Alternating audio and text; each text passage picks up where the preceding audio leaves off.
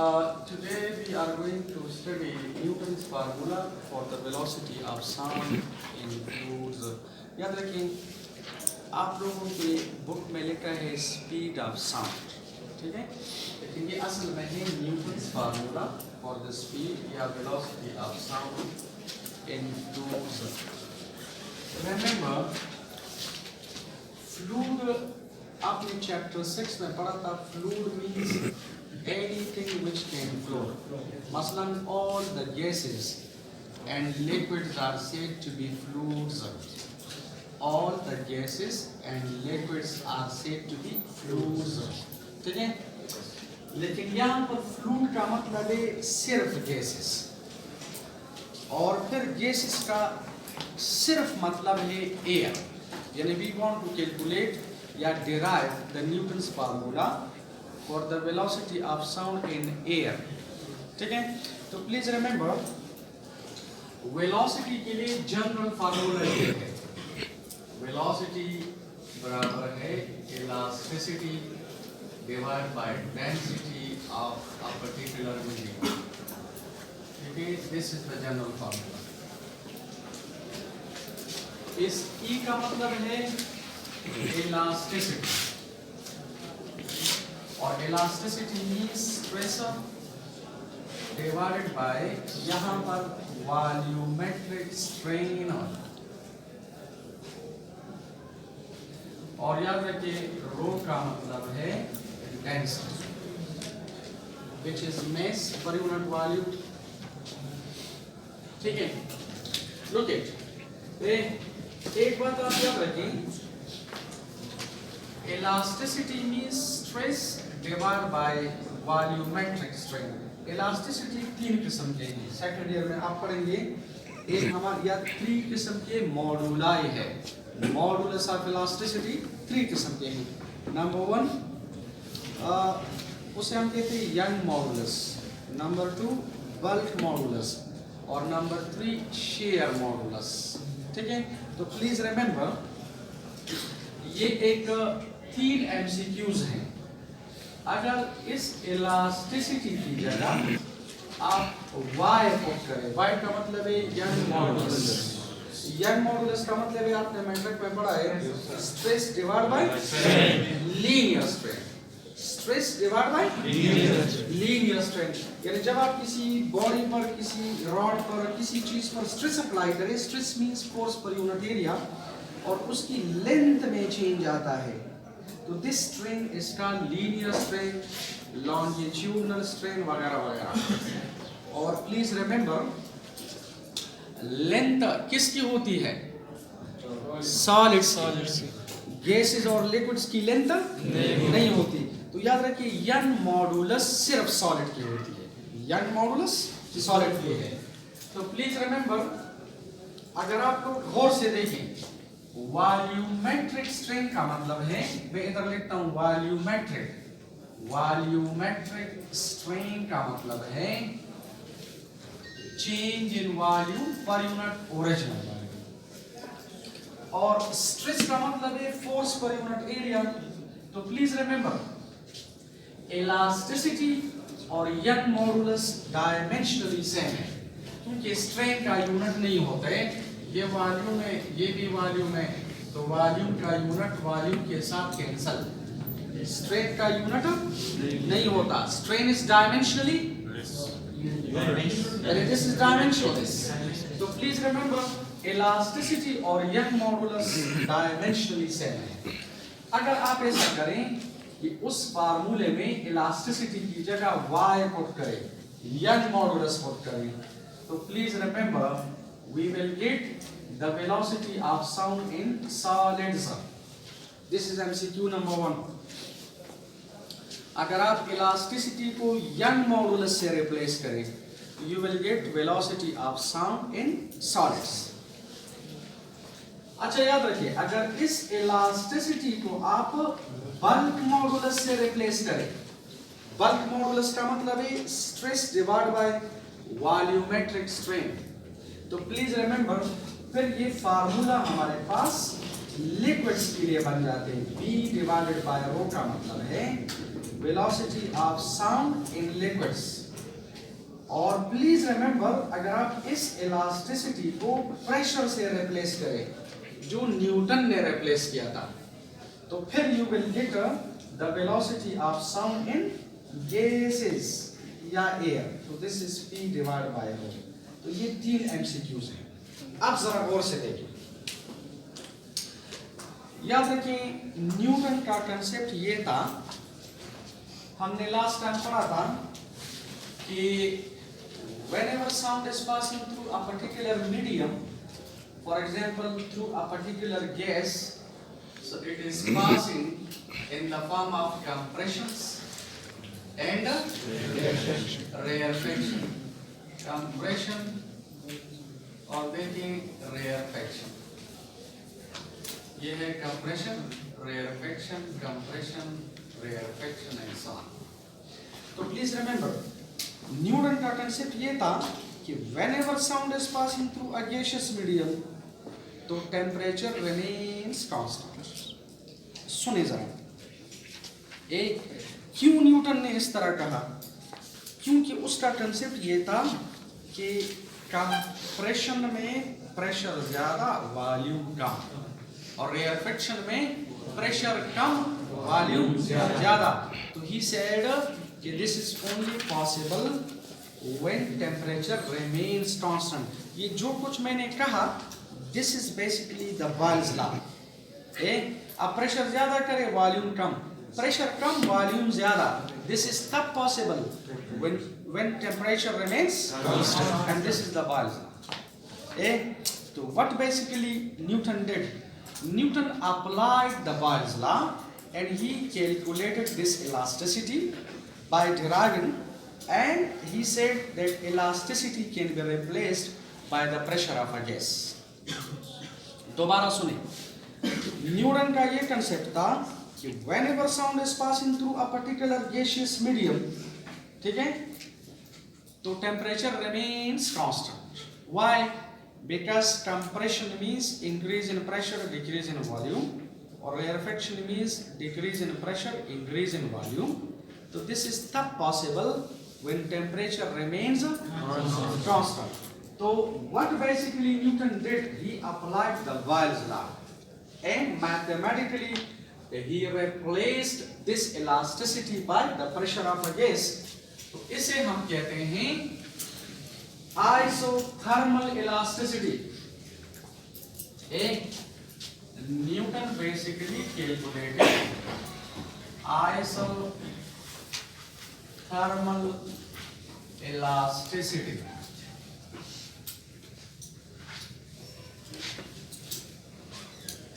Iso means same, thermal means यहाँ पर temperature.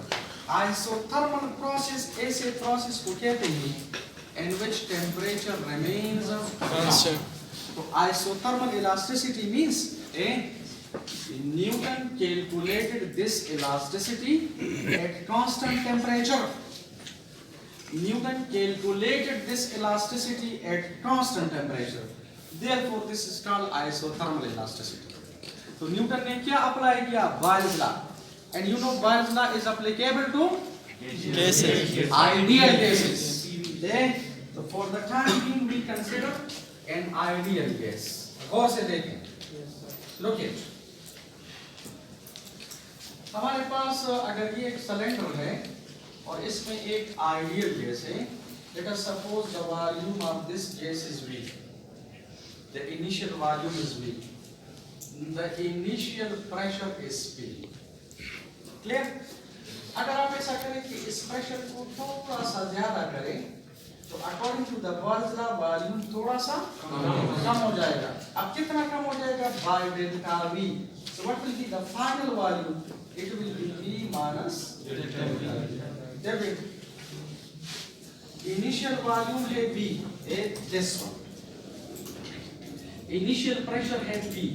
अगर आप प्रेशर थोड़ा सा ज्यादा करें, तो वॉल्यूम थोड़ा सा कम हो जाएगा. देखिए, what is this final volume? अगर आप इस इनिशियल से, ये टोटल है, इस इनिशियल से आप ये माइनस करें तो ये रहेगा. So this is V minus delta V. So we are going to apply the Boyle's law. तो लुक इट, ये हमारे पास बॉयल्स लॉ है क्योंकि न्यूटन ने बॉयल्स लॉ अप्लाई किया था। PV is equal to constant. This is the Boyle's law, and Boyle's law is applicable at constant temperature. If there are two states of a gas, तो फिर इस तरह लिखेंगे P1 V1 is equal to P2 V2. अब आप मुझे बताएं, what is initial pressure P? What is final initial volume V? What is the final pressure? P plus delta P, and the final volume is V minus delta.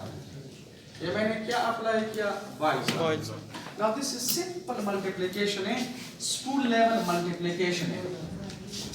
इस P को पहले इससे multiply करो फिर इससे, डेल्टा P को पहले इससे मल्टीप्लाई करो फिर इससे। तो देखें, we will write like this P V multiply करें P मल्टीप्लाइड बाई V, तो PV, P multiplied by this minus P delta V, और इसको इससे मल्टीप्लाई करें plus delta P into V और minus delta P delta V। शाबाश। Is it?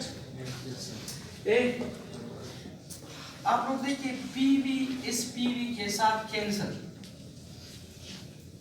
तो आप मुझे ये बताएं इधर क्या रह जाएगा? 1 या 0? 1 या 0? 0। लुक इट, ये PV अगर इस साइड पे आ जाए तो PV माइनस PV 0, इधर 0 रह जाएगा।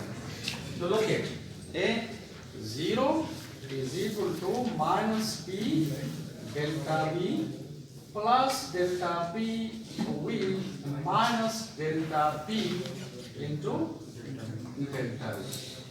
Let this is equation number 2.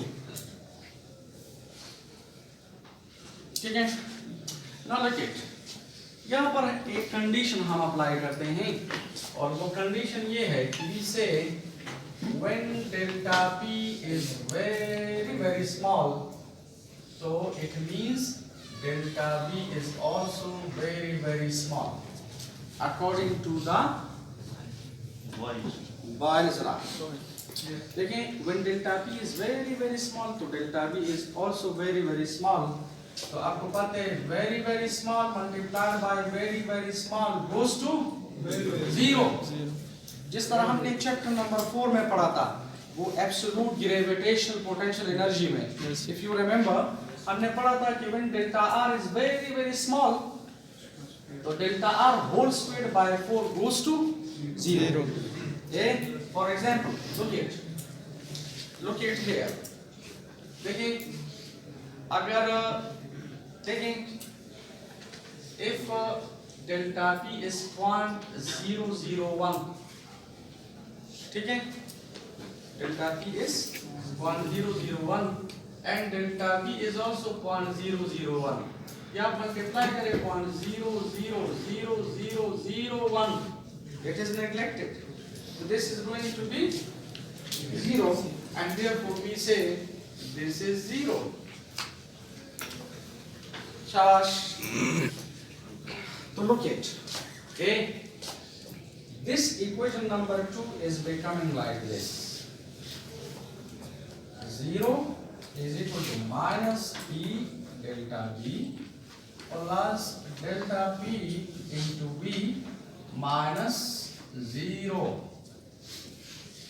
शाबाश, minus 0, ठीक है?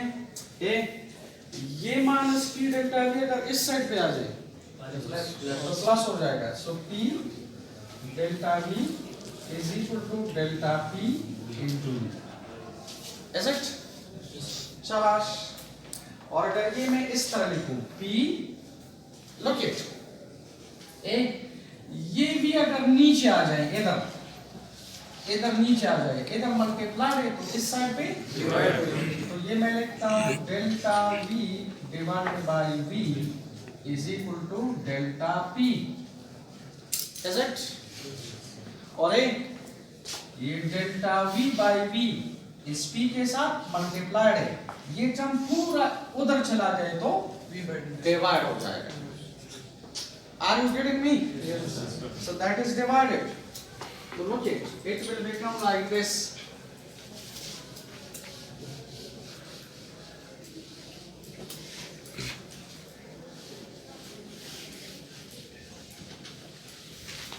देखिए, we get P और ये उस साइड पे चला जाएगा, तो this is delta P divided by delta V divided by V. This is the equation number 3. अब आप मुझे ये बताइए, what is delta P? मतलब pressure, and pressure means force per unit area, और stress का मतलब है force per unit area. तो can I replace pressure by stress? Yes. याद रखिए, dimensionally there is no difference between stress and pressure. Dimensionally इन दोनों में difference नहीं है, अगर difference है तो types में है। याद रखिए, pressure का हमेशा मतलब होता है normal force per unit area, लेकिन जो स्ट्रेस है वो नॉर्मल फोर्स पर यूनिट एरिया भी पॉसिबल है, टेंजेंशियल फोर्स पर यूनिट एरिया भी पॉसिबल है, वगैरह वगैरह, ये सेकंड ईयर में फिर पढ़ेंगे। तो please remember a this could be written as, इसकी जगह मैं लिखता हूं स्ट्रेस। What is this? कौन सा स्ट्रेन? वॉल्यूमेट्रिक। तो this is volumetric strain, this is volumetric strain. What is stress by volumetric strain? Elasticity. This is elasticity. So we can say, Shabash, this is elasticity. So P could be written as E. और आप मुझे ये बताएं कौन सी elasticity है? ये हमने किस कंडीशन पे कैलकुलेट की? Constant temperature पे. So P is calculated isothermal elasticity. तो please remember this is isothermal elasticity. अब आप ऐसा करें, पुट इक्वेशन 4 इन नंबर 1. शाबाश, put equation number 4 in equation number 1. Equation number 4 को 1 में पुट करें तो we are getting like this.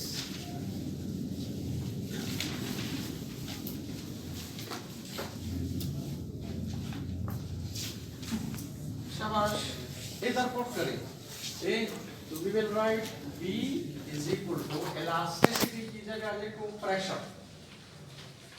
Elasticity और प्रेशर डायमेंशनली सेम है, क्योंकि स्ट्रेन का यूनिट नहीं होता. Divide by row.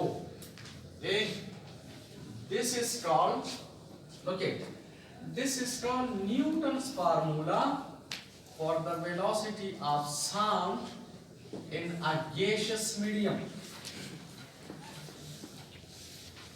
This is called Newton's formula for the velocity of sound in a gaseous medium.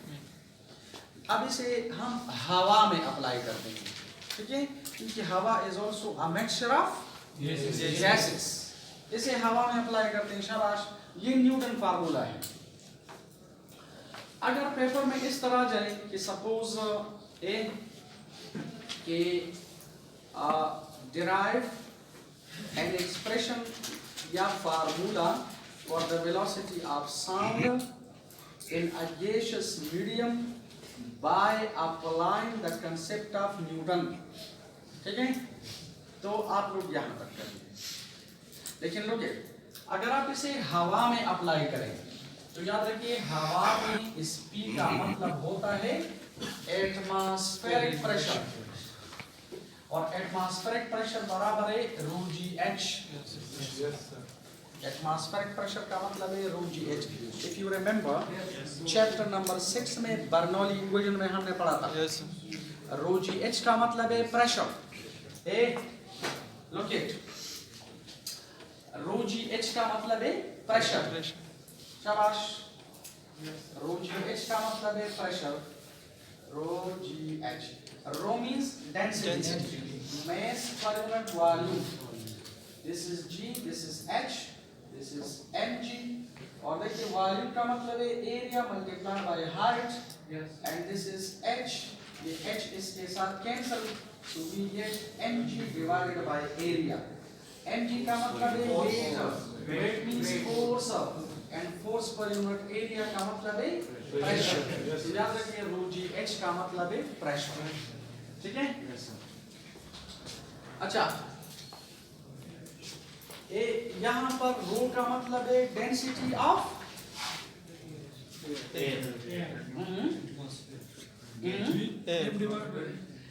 इस रो का मतलब है डेंसिटी ऑफ मर्करी। मैं बता रहा हूं, G means acceleration due to gravity, H का मतलब है height of the mercury in the tube, या मर्करी कॉलम की जो हाइट है, दैट इज H।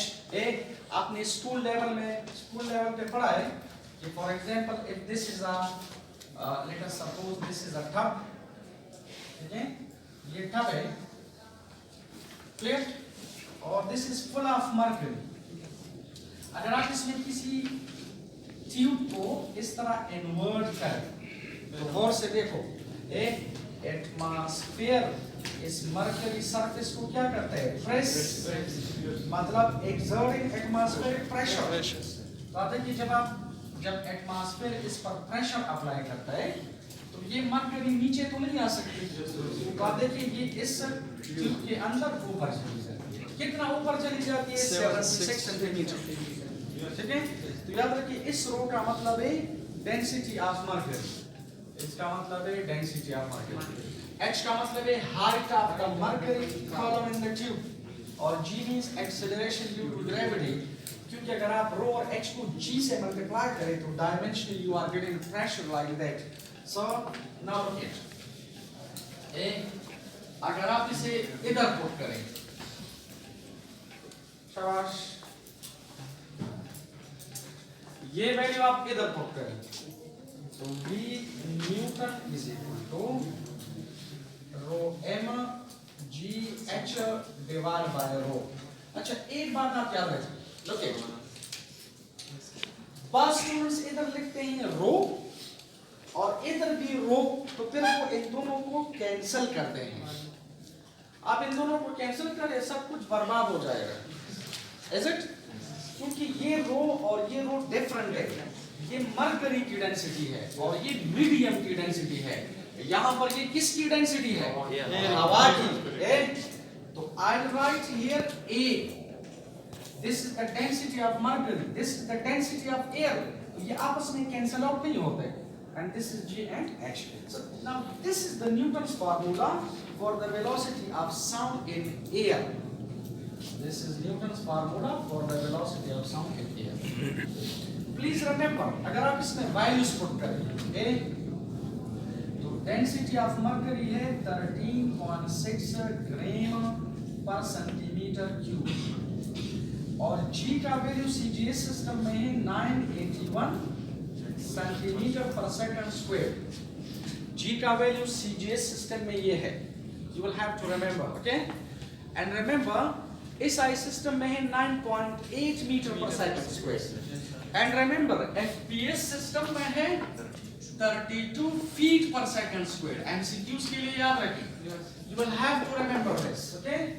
और जो H है इसका वैल्यू है 76 सेंटीमीटर, एंड रिमेंबर एयर की जो डेंसिटी है this is 0.001293 ग्राम पर centimetre cube. Putting all these values in this equation, ये numerical values इस equation में put करें तो we are getting V Newton is equal to 13.6 ग्राम पर सेंटीमीटर क्यूब और 981 सेंटीमीटर पर सेकंड स्क्वायर और 76 सेंटीमीटर। आप लोग ये यूनिट्स लिख लीजिए, ओके, पेपर में, और देखिए दिस इज 0.00129 ग्राम पर सेंटीमीटर क्यूब, ठीक है, लाइक दिस, और now this is under root. Now look at, if you see here, ये ग्राम पर सेंटीमीटर क्यूब के साथ कैंसल आउट, ठीक है, कैंसल। इधर देखिए, centimetre multiplied by centimetre, centimetre square divide by second square. आप इसका स्क्वायर रूट ले लें तो बाहर क्या जाएगा, सेंटीमीटर पर second. It means dimensionally this side is equal to velocity, ठीक है। तो इससे आ जाता है, ओके, इससे आता है लाइक दिस।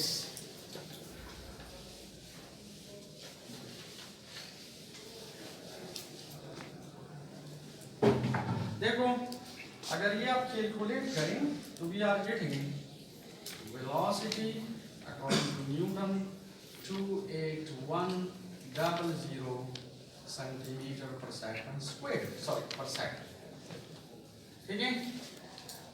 अगर आप इसे एसआई सिस्टम में कन्वर्ट करें तो किससे डिवाइड करें, 100 से। 1 मीटर में कितने सेंटीमीटर होंगे, 100। देखिए, V Newton is equal to 281 metre per second. Please remember this is the velocity of sound. कौन सी क्वेश्चन है, 7।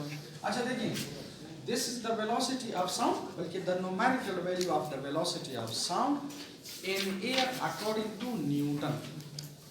This is the numerical value of the velocity of sound in air according to Newton. This is basically the theoretical value. Newton didn't do an experiment. He did a calculation. He performed a calculation. This is by derivation, by mathematics. He got this value. Is it? So इसे हम कहते हैं theoretical value. Remember, जो experimental value for the velocity of sound है experimentally. आप लोग laboratory में बाकायदा रेजोनेंस ट्यूब ऑपरेटर से कैलकुलेट करेंगे velocity of sound in air. Is it? At room temperature. So that is 332 meter per second. This is 332 meter. अब आप गौर से देखें, ये वैल्यू, ओके, ये वैल्यू इस वैल्यू से कम है, ये वैल्यू इस वैल्यू से कम है। अगर आप इसमें परसेंटेज डिफरेंस या एरर कैलकुलेट करें तो प्लीज रिमेंबर, ये जो वैल्यू है, ये वैल्यू इस वैल्यू से तकरीबन 16% कम है, ठीक है। हमने चैप्टर नंबर 1 में परसेंटेज एरर पढ़ा था। अगर आप लोग परसेंटेज एरर कैलकुलेट करें तो परसेंटेज एरर का मतलब है measured value minus actual value divide by measured value multiplied by 100। तो what is the measured value, 332. This is 81, this is 281 meter per second, this is 332 meter per second divided by 281 meter per second और multiplied by 100। गौर से देखिए, ये metre per second, ये metre per second बाहर निकाले common है तो इसके साथ cancel. Is it? Yes, sir. और देखिए 281 कम है, 332 ज्यादा है। कम माइनस ज्यादा नेगेटिव। नेगेटिव का मतलब है डिक्रीज। इसका मतलब है कि यू विल गेट -16%। -16% का मतलब है कि ये वैल्यू इस वैल्यू से 16% कम है। अब जरा देखें,